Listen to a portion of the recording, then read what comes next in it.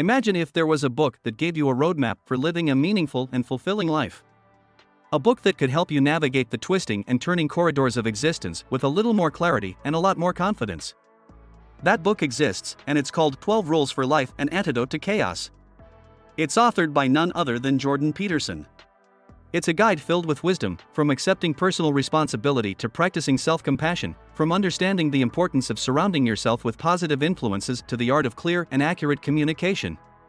But it's not just a list of do's and don'ts. It's a deep dive into the human psyche and human potential. And amidst these profound insights, there lies a certain surprising element. A curious point that stands out from the rest. Oh, but don't worry. We'll get to that soon enough. Hey there, curiosity explorers. Ready for another dive into the unknown? I'm your guide, Caesar, and with me is our insightful commentator, Sonia. Hi folks. Can't wait to embark on yet another exciting journey with all of you. We're about to peel back the layers of a truly intriguing topic today. But before we do that, remember to subscribe to the Curiosity Wonderland, drop your comments, and share the episode with your friends. Your engagement keeps us going. Let's set off on this journey together, shall we?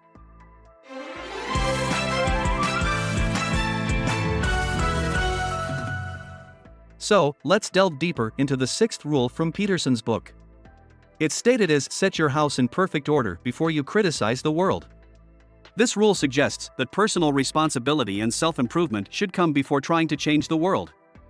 Peterson uses some pretty stark examples to illustrate this point, including mass murderers and suicides. These are individuals who have been wounded in the past, and their hatred grew to encompass all of humanity. Some even turned their anger towards God, blaming the Creator and reality itself, and abdicating their individual responsibility for change. That sounds pretty intense. But does Peterson offer a different approach? Indeed, he does. He posits that while suffering can induce people to perpetuate evil, it can also serve as a catalyst to learn good. In essence, he's saying we don't have the power to change a harsh past or the structure of the real world, but we can change the structure of our own lives. To exemplify, Peterson brings up the example of Alexander Solzhenitsyn, who was imprisoned in a Soviet labor camp and suffered tremendously due to the actions of Stalin and Hitler. However, instead of carrying the hatred forward, he took charge of his life. His book, The Gulag Archipelago, is a testament to his journey and is credited with destroying the intellectual credibility of communism. So, it's all about individual responsibility and the power to change one's own life, instead of blaming the world or others for one's misfortune? That's precisely it. And in Peterson's perspective, this shift in focus from the external to the internal can have a profound impact, not just on the individual, but even on societal structures. A kind of ripple effect, if you will. I can see how this could be a game changer in the way we approach life. It definitely gives a lot of food for thought. Let's move on to Peterson's seventh rule: pursue what is meaningful, not what is convenient. He argues that merely seeking pleasure and convenience equates to being led by impulses, such as lying, cheating, stealing, and manipulating. These convenient pleasures might be transient, but they serve as an opposition to the terror and pain of existence. However, Peterson suggests that we need to learn a universal truth: by sacrificing something of value in the present, we can achieve something better in the future. This is the notion of sacrifice. He notes that those who can't make such sacrifices are more prone to becoming addicts. This is because they're stuck in the cycle of seeking instant gratification, instead of investing in long-term rewards. Peterson brings up an interesting point here. He notes that humans have learned that changing behavior in the present, working, studying, enduring pain, molding oneself, can bring rewards in the future. He also points out that greater sacrifices bring greater gains. This principle can be seen as the act of wisely delaying pleasure. He illustrates this with the example of Michelangelo's Pieta, which depicts the ultimate sacrifice of a mother offering her own son to the world. Despite the fact that pain and suffering define our world, there are individuals who try to run from this reality. Peterson warns against such escapism. He advocates that sacrifice and work serve much better to keep suffering at bay than short-term impulsive pleasure. It's a powerful rule, and one that invites us to take a hard look at our lives and our choices. Are we constantly seeking the easy way out, or are we willing to endure hardship for the promise of a more rewarding future? It's definitely something worth pondering over. Continuing on the theme of sacrifice, Peterson cites the ultimate example, that of Jesus Christ. He consciously and voluntarily faced evil, assuming responsibility for human depravity, and giving his life. Conversely, Satan is the embodiment of the refusal to sacrifice. Peterson suggests that the success of Christianity in the world has been largely due to its strong focus on personal sacrifice and self-denial for the sake of others. The societies shaped by Christian beliefs, he argues, were much less cruel than their pagan counterparts. However, after the metaphorical death of God, the world saw the rise and spread of horrors like communism and fascism. Tens of thousands died, sacrificed for new dogmas and ideologies. Peterson posits that if you work for the betterment of being, for the establishment of paradise, then you can be considered a Christ figure. If you work for the destruction of being, causing unnecessary pain and suffering, then you embody Satan. It's a stark and archetypal reality. He emphasizes the importance of seeking meaningfulness over convenience, suggesting that it's better to spend time making things better for the future. This is the essence of his seventh rule: pursue what is meaningful, not what is convenient. Moving on to the eighth rule, Peterson advocates, tell the truth, or, at least, don't lie. He understood that falsehood, even when uttered with good intentions, leads to undesirable outcomes. Many people try to manipulate the world to get what they want, which Peterson identifies as a form of lying. He points out that manipulating reality through perception and thought allows for only a meticulously desired and predefined outcome. And that lie, over time, evolves into pride. Eventually, the individual ends up believing that what they know is all that needs to be known. This powerful rule calls on us to commit to honesty in our dealings.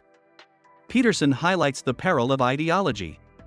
He suggests that ideologues often point fingers at the government, immigration, capitalism, or the patriarchy. Essentially, they blame external factors while refusing to assume responsibility for their own lives.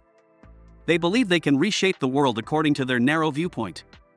He has a thought-provoking advice on authenticity. If you say no to your boss, spouse, or mother when it's necessary, you transform into someone who can say no when needed.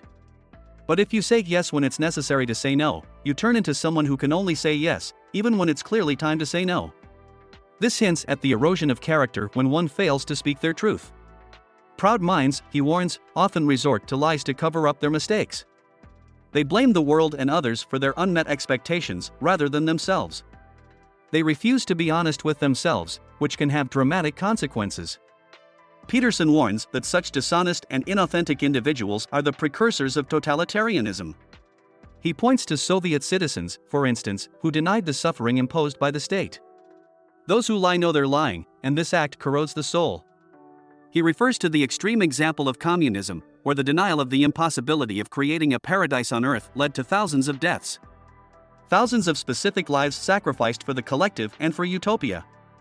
You have a direction, but it could be wrong. You have a plan, but it could be ill-formulated. This quote sums up the danger of blindly adhering to an ideology, instead of being willing to learn from what we don't know. This idea of saying no when necessary, does it suggest that by avoiding conflict, we are inadvertently being dishonest, not just with others, but also with ourselves? Absolutely. Peterson argues that by not standing our ground, we risk compromising our authenticity. It's about knowing when to assert oneself and when to compromise.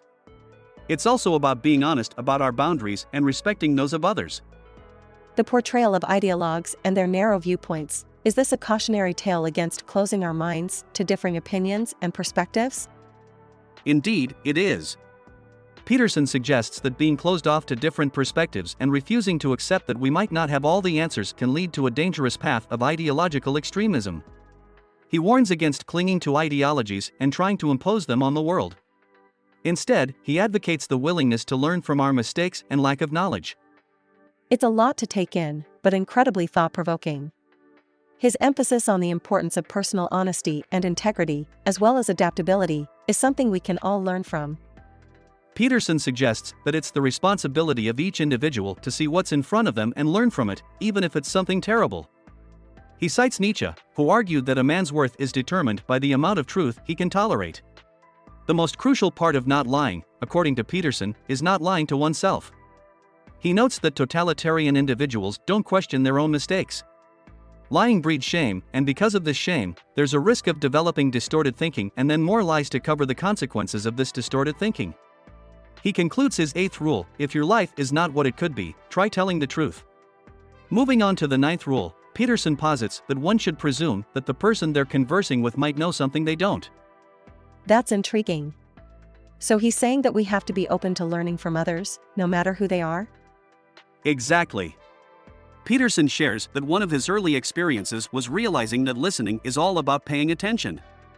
He found it astonishing what people would say when they found someone willing to truly hear them.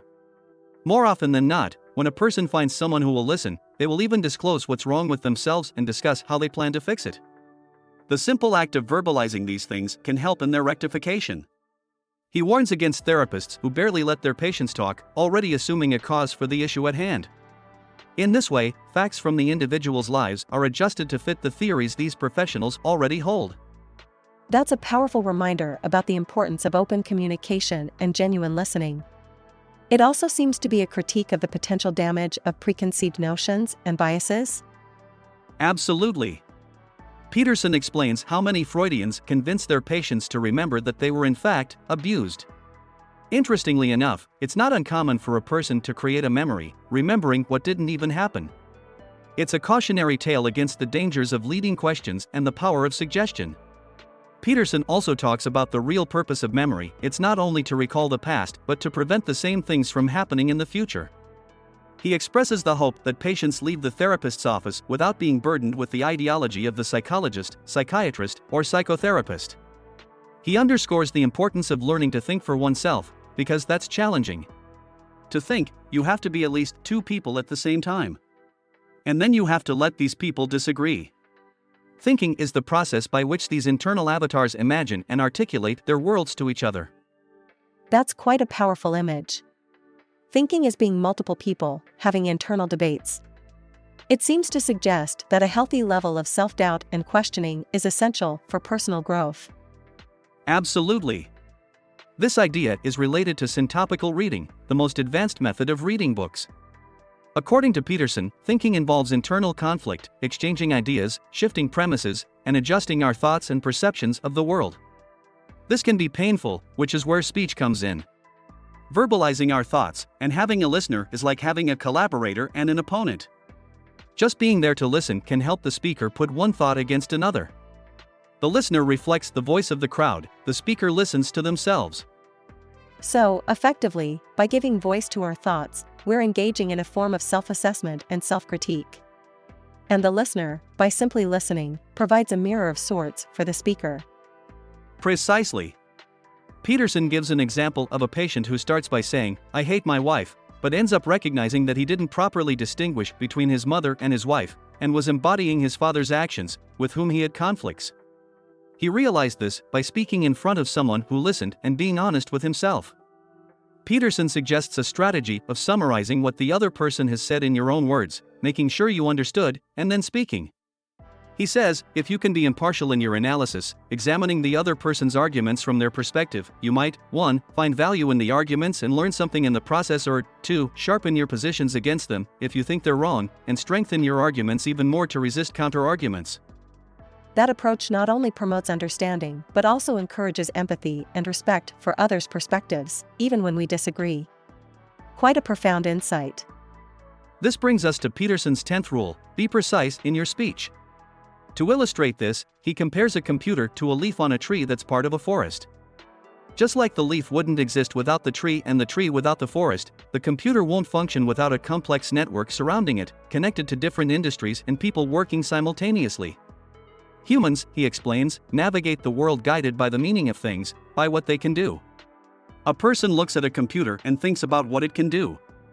It's only when it doesn't work that the user begins to understand what caused the problem and starts calling technicians, internet providers, or power companies.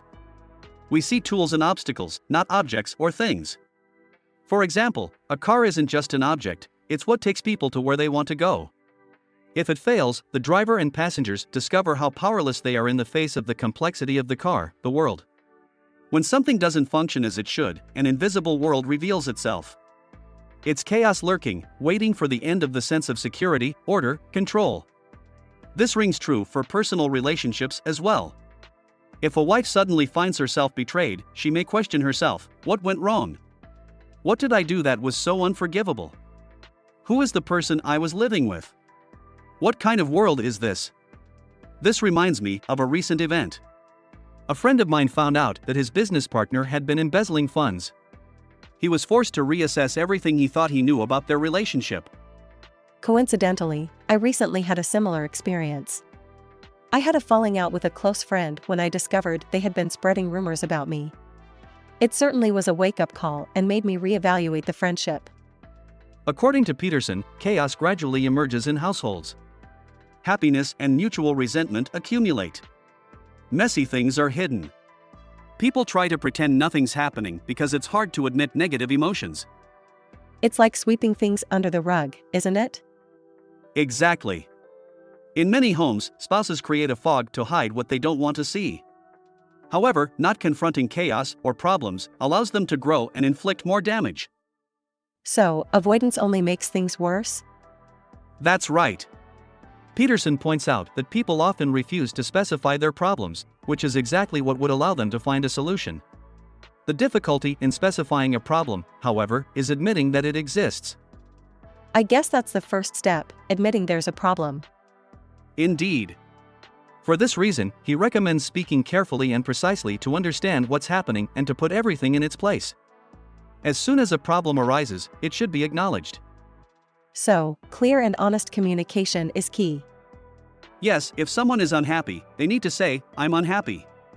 Ignoring reality can result in a chasm of confusion and suffering. One should ask, what exactly is wrong? What exactly do I want? It's really about facing issues head-on, isn't it? Absolutely. In concluding his 10th rule for life, Peterson advises his readers to acknowledge their mistakes, articulate them, and correct them. According to him, each of us has to face the chaos of being. Peterson's 11th rule comes from the image of boys risking themselves with skateboard maneuvers.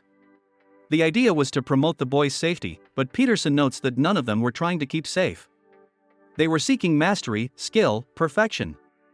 So, it's more about exploration and pushing boundaries? Exactly. He points out that overly safe parks are boring. Kids quickly find unsafe ways to play or look for another spot.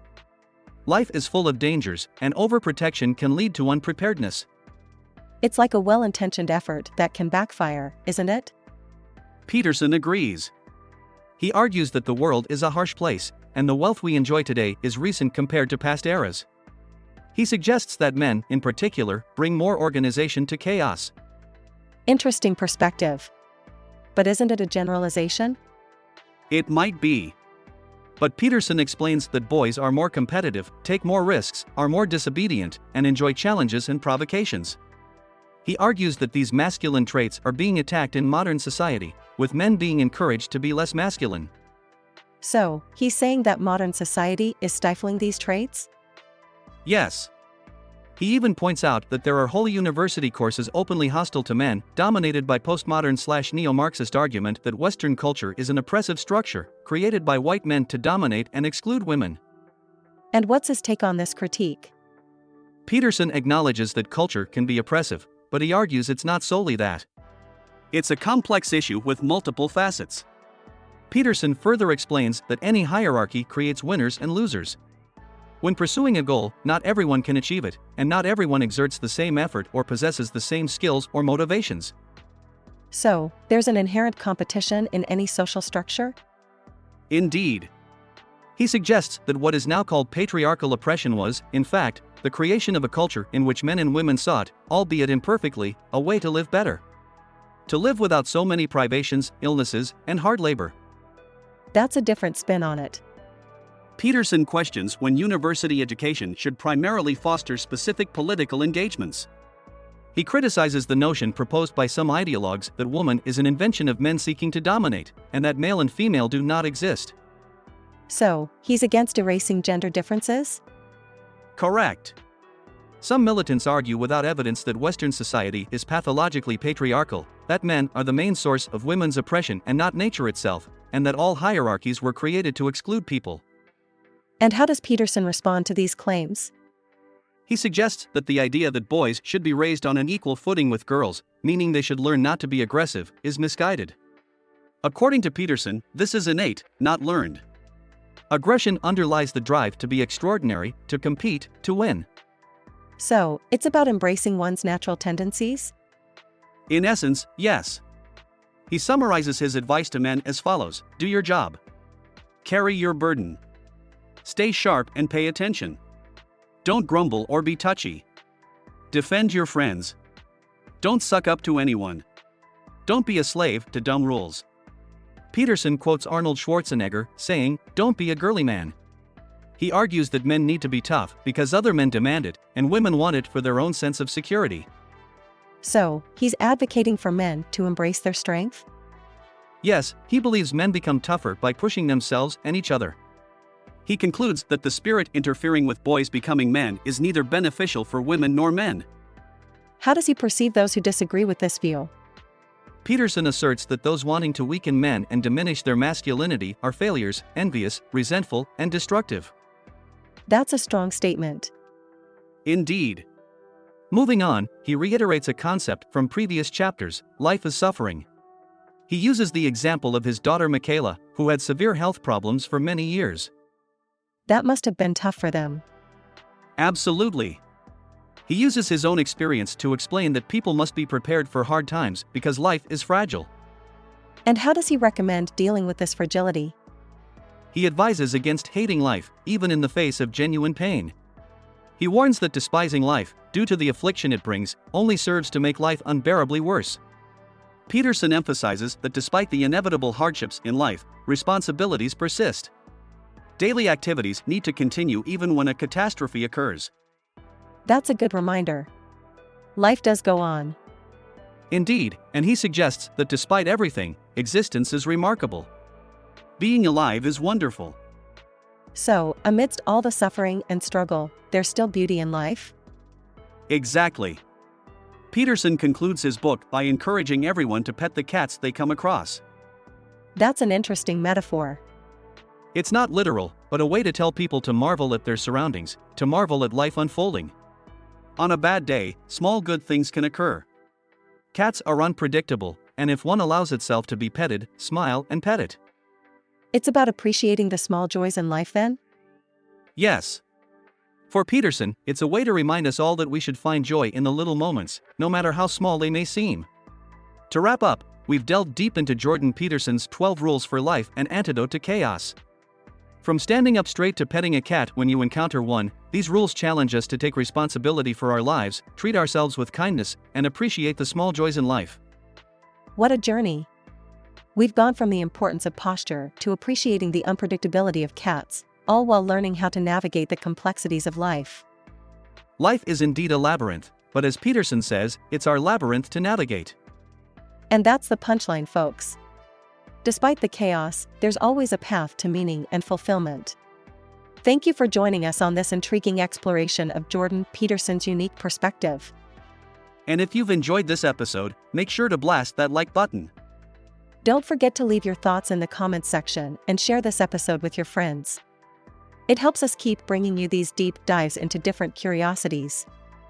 And as always, thank you for being part of our Curiosity Wonderland family. We'll see you in the next episode. Goodbye, and keep your curiosity alive. I found this intriguing piece titled Neste, resumo de 12 regras para a vida, antídoto para o caos, de Jordan Peterson on the Brazil Paralelo site, written by the Redação Brazil Paralelo team and published on the 29th of September, 2023. The full URL is in the video description if you want to delve deeper into the subject. Alright, I'm off now.